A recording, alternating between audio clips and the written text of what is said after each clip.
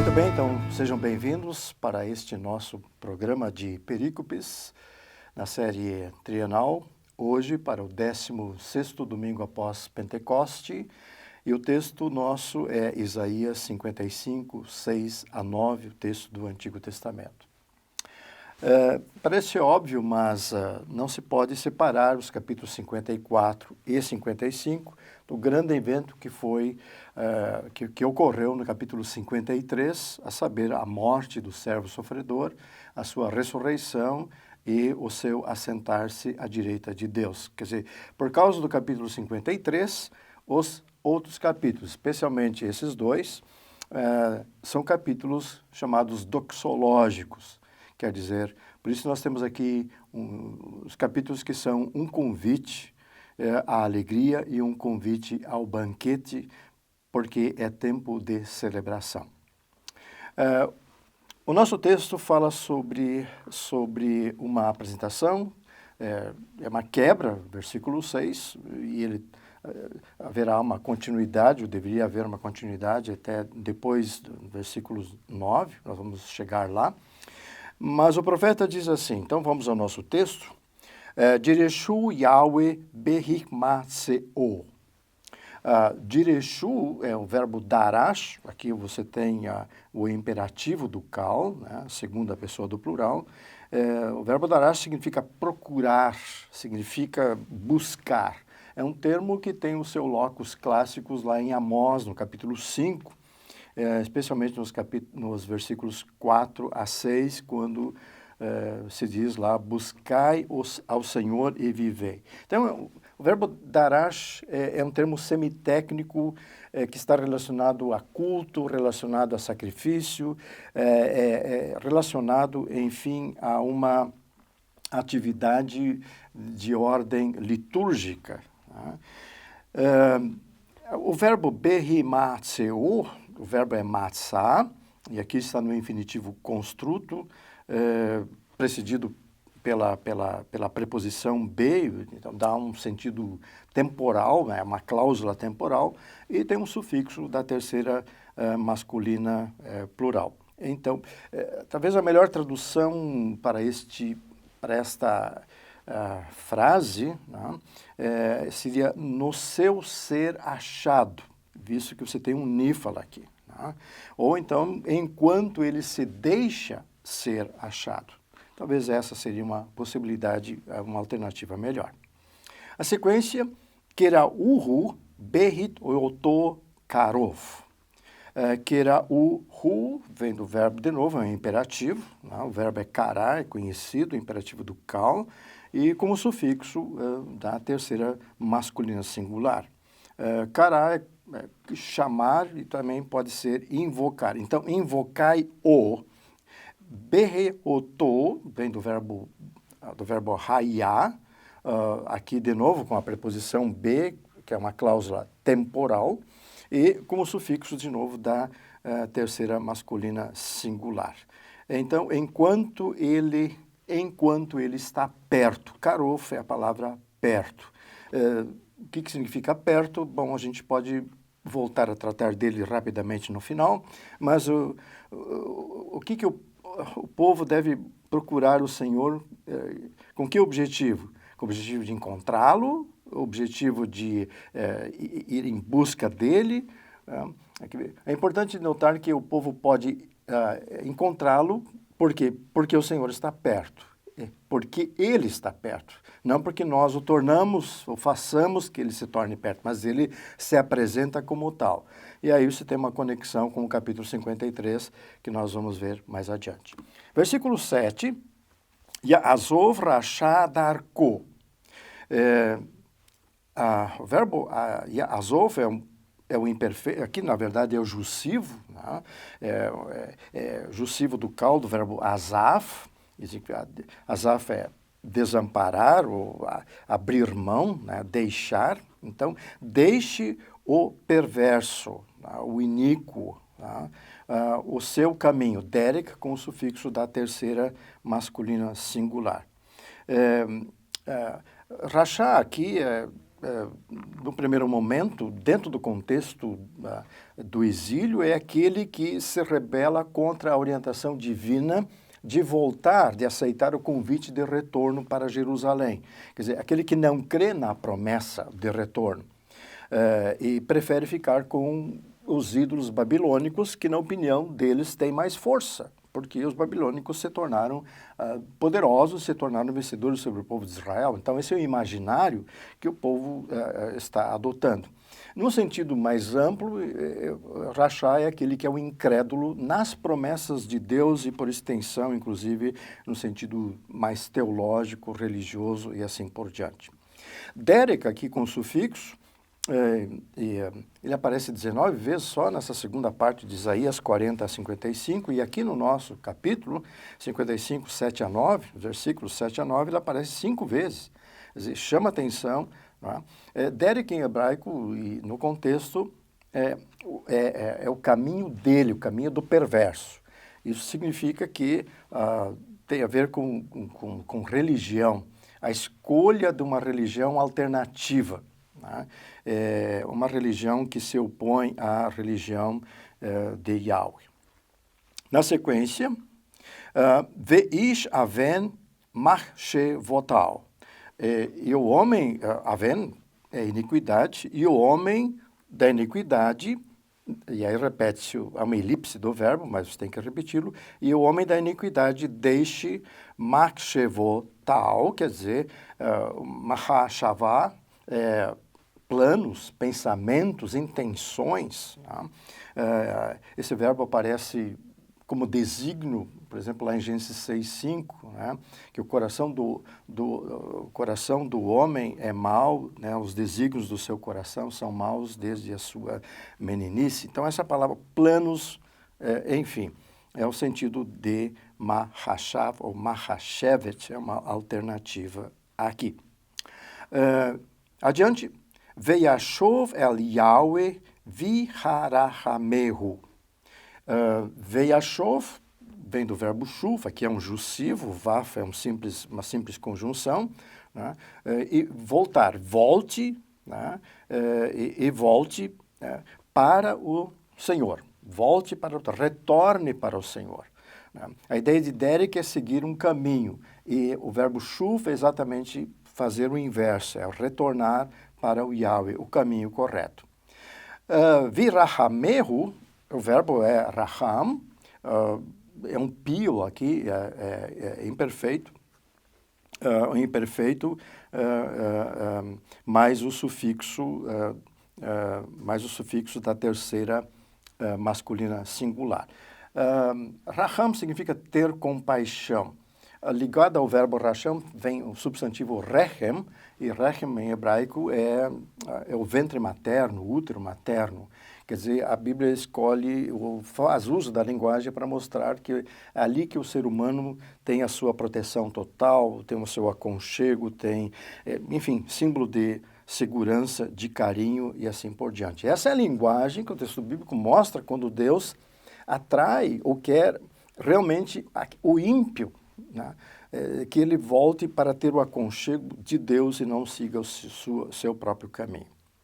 Na sequência, Ve'el Eloheinu ki yarbe lisloach. E volte-se para o nosso Deus, porque... E aí vem o verbo yarbe, vem do verbo ravá, em hebraico, que aparece lá em Gênesis, significa multiplicar, né? Aqui, diante do infinitivo construto, que é o caso, ele adquire assim um grau de intensidade, né? Provavelmente deve ser traduzido como abundante, não é? Multiplicado. Deus se multiplica em dar perdão. Ele extravasa, né, em conceder perdão. O hebraico tem pelo menos 3 palavras para perdão. A primeira delas, nassá, que significa levantar, né, o pecado, levantar a iniquidade. Outro verbo é caçás, que significa literalmente cobrir, Deus cobre, né? E esses 2 verbos são usados na relação entre homem e Deus. Mas esse verbo salar, que aparece aqui no texto, é usado exclusivamente exclusivamente para Deus. Quer dizer, Deus é o único sujeito desse verbo salar. Aí mostra, então, o seu caráter único do Deus que é abundante em perdoar. Versículo 8. Kilo machshevotai, machshevoteikem, velo darkeikem, derakai neum Yahweh. Agora, no versículo 8, você tem um outro personagem. Aqui é Deus quem fala. Deus é o sujeito, né? Porque fala em meus pensamentos, né? Então, aqui, porque os meus pensamentos, meus planos, não são os vossos pensamentos, e aqui o objeto de vossos é o perverso, ou os perversos, não é? E os vossos caminhos, darkeikem, não são os meus caminhos. Neum Yahweh, declaração ou oráculo do Senhor. Muitas vezes se estabelece um contraste, se quer fazer um contraste aqui entre pensamentos de Deus, né, e dos homens em geral, para mostrar, digamos assim, o caráter incompreensível, né, do governo, da governança de Deus sobre o mundo. Mas esse não é o sentido. O sentido é um sentido um pouco mais teológico. O contraste está exatamente nesta divergência, nessa polaridade, digamos assim, nesse antagonismo entre o caminho de Deus e os planos de Deus em relação aos caminhos e planos dos ímpios. Quer dizer, são coisas que se excluem mutuamente. O caminho do perverso vai levar para a condenação. O caminho de Deus, evidentemente, vai levar para a salvação. Versículo 9. Ki gavehu shamayan mehaaretz, ken gavehu derakai, midarkeikem, u machshevotai michavoteikem. O que, essa cláusula aqui, assim, estabelece uma relação como, e o verbo gavá, sim, que é um verbo estativo em hebraico, ser alto, como são altos os céus, né? E pode ser usado aqui no sentido presente, né? Assim como são altos os céus, Eres, quer dizer, Eres, quer dizer, é um comparativo aqui, é um comparativo de superioridade, né? São mais altos os céus do que a terra, ou em relação à terra. Gaveu é o mesmo verbo, terceira do plural do perfeito do caldo, do verbo gavá. Assim são mais altos, né? Mais altos os meus caminhos do que os vossos caminhos, e os meus planos, né, mais altos do que os vossos planos ou os vossos pensamentos. Muito bem, esse é o texto designado para o domingo de hoje, mas você vê claramente aqui um contraste. Então, esse capítulo 55 inicia com um convite, né, vinde, e o vinde é para todos, não é só para o povo de Israel, é vinde aberto, é um vinde universal, a graça de Deus é para todos, não é só para o povo de Israel, e termina com uma promessa, e a promessa está lá no versículo 12, saireis com alegria e em paz sereis guiados. Quer dizer, então é tempo de deixar a Babilônia no primeiro momento, deixar o exílio, deixar esse mundo idólatra e voltar para casa, voltar para Jerusalém, para Sião, voltar para o templo. Tá? Mas essa alegria, ela não se estende apenas no nível horizontal. Essa alegria, ela tem um caráter também implícito, uma alegria messiânica, uma alegria teológica, uma alegria que diz respeito à relação com Deus. E daí você pode relacioná-la com uma alegria também escatológica. Exatamente por quê? Porque a salvação foi obtida pelo servo sofredor no capítulo 53, que é o fundamento desses capítulos, como nós vimos. Não é? E no servo sofredor, Deus se revela. Nele Deus pode ser encontrado. E só nele. Quer dizer, e esse ele é o Messias, é Jesus Cristo. Em Jesus, Deus está perto, Deus vem conosco, Deus se encarna para ser como um de nós. Esse é o verbo encarnado. Tá? E agora, onde encontrá-lo? Onde encontrar Jesus? Bom, ele está perto. E a palavra perto aí me parece que é importante, porque as pessoas vão querer buscá-lo onde? Qual é o caminho para chegar lá? Não está dentro de mim, bem próximo de mim, não está dentro de mim. Pode buscar em alternativas no mundo, na sabedoria, numa eventual um trabalho espiritual, espiritualizado, uma espiritualidade qualquer. Não, não é bem assim. Quer dizer, Deus está perto. É claro que nós entendemos Deus como aquele que é onipresente, Ele está em toda parte, mas isso não é consolo, não é consolo. Né? O consolo está no fato de que Deus está perto em Cristo. E aí me parece que a perícope podia ir um pouco mais adiante, nos versículos que são bem conhecidos, versículos 10 e 11, né?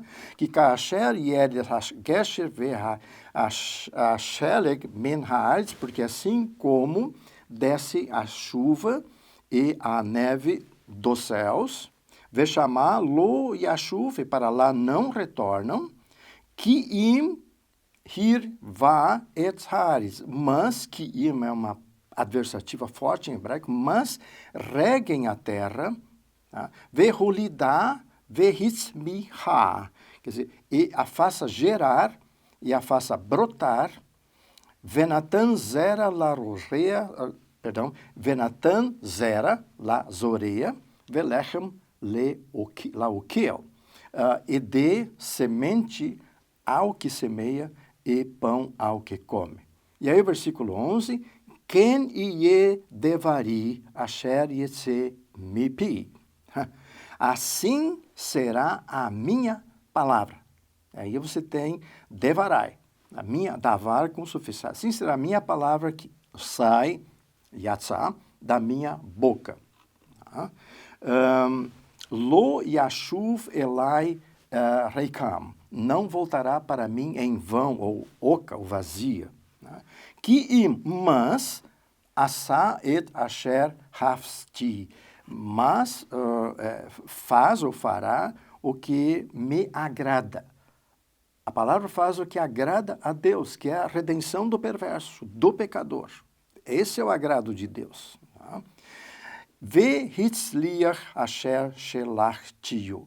E terá sucesso, o verbo é salar, terá sucesso no que ou para que eu a enviei, shelachtiu.